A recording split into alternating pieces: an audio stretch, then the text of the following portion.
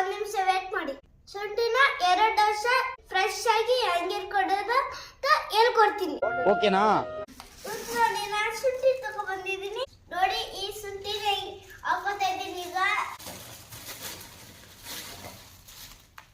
ನೋಡಿ ಎಷ್ಟು ಫ್ರೆಶ್ ಆಗಿದೆ ಅಂತ.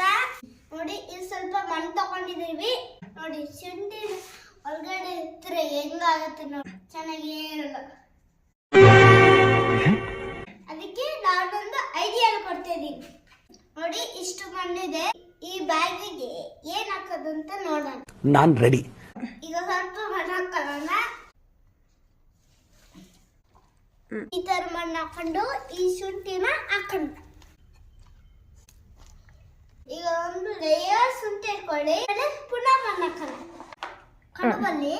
ಕಲಬಲ್ಲ ವಾಪಸ್ ಇದಕ್ಕೆ ಶುಂಠಿ ಹಾಕೋಣ. ಶುಂಠಿ ಹಾಕ್ತಾ ಇದ್ದೀನಿ. ಈ ತರ ಇಟ್ಟೆ ಶುಂಠಿ 2 ವರ್ಷ ಏನು ಆಗಲ್ಲ,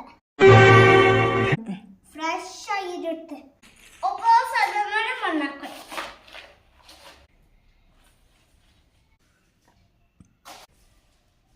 ಸ್ವಲ್ಪ ಸ್ಪ್ರೇ ಮಾಡ್ಕೊಳ್ಳಿ. ಆಗ ಕೂಲ್ ಆಗಿರುತ್ತೆ.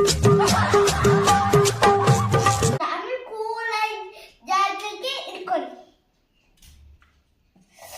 ಅಯ್ಯೋ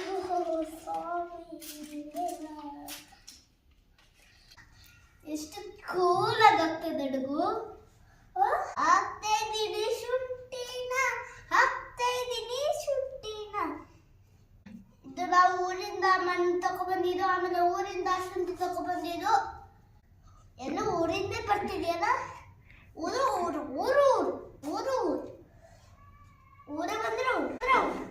ಊರು ಬಂದ್ರೆ ನಮ್ಗಿಲ್ಲಿ ಸುಮಾರು ಟೈಮ್ ಬರುತ್ತೆ. ಊರುಗಲ್ಲ, ನಮ್ಮ ಅಕ್ಕಿರಿಲ್ಲ, ಅದಕ್ಕೆ ಅರ್ಥ ಆಯ್ತು ಅನ್ಸುತ್ತೆ. ಈ ವಿಡಿಯೋ ಇಷ್ಟ ಆದರೆ ಲೈಕ್ ಮಾಡಿದ್ರೆ ಮರಿಬೇಡಿ ಆಯ್ತಾ. ನಾನು ಚೆನ್ನಾಗಿ ಮಾಡಿದ್ದೀನಲ್ಲ, ಮೈಂದಲ್ಲಿ ಇಟ್ಕೊಂಡು ಮಾಡ್ತಾ ಇದ್ದೀನಲ್ಲ, ಅದಕ್ಕೆ ಶುಂಠಿ ಬಿರಿಯಾನಿ ಎಲ್ಲ ಮಾಡೋಕ್ಕೆ ಶುಂಠಿ ಬೇಕಲ್ಲ, ಅದಕ್ಕೆ ಊರಿಂದ ಶುಂಠಿ ತಗೊಬಂದಿದ್ದು. ಈಗ ಫೈನಲ್ ಮಣ್ಣು ಹಾಕ್ತಾ ಇದ್ದೀವಿ. ಫೈನಲ್ ಮಣ್ಣು ಶುಂಠಿ ಎಲ್ಲ ಹಾಕಾಯ್ತು.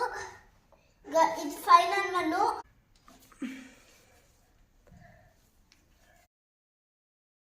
ಅಲ್ಲಿಟ್ಟರು. ಈ ವಿಡಿಯೋ ಇಲ್ಲಿ ಏನ್ ಮಾಡ್ತಾ ಇದೀವಿ.